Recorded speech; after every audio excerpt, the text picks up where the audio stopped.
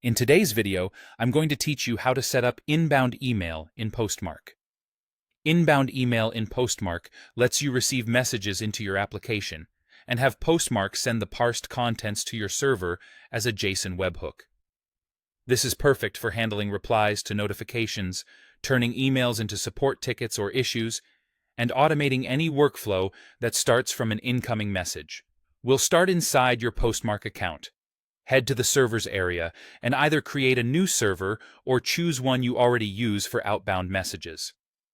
Inbound processing happens at the server level, and each server has a single inbound message stream, which keeps things organized and predictable.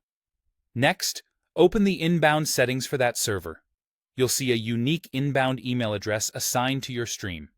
Any message sent to that address will be received by Postmark and parsed for delivery to your webhook. Treat this address like an entry point for your app.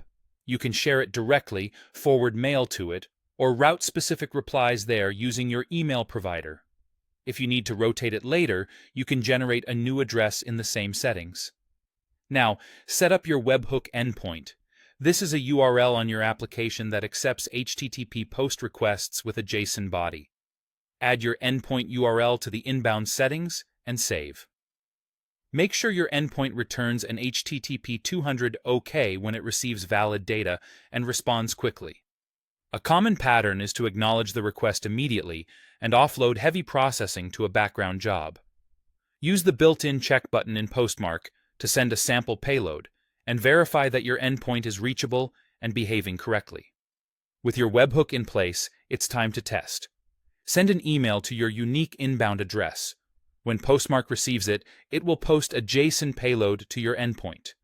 The payload includes fields like from, to, subject, text body, HTML body, and any attachments. Log the request the first time you receive it so you can inspect the structure and confirm your parsing logic. From there, your application can decide what to do.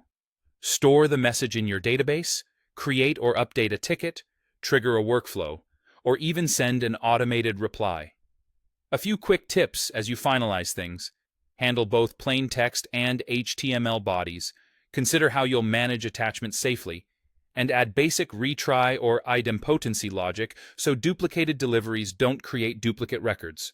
With that, you're ready to reliably process inbound mail through Postmark and power your app with email.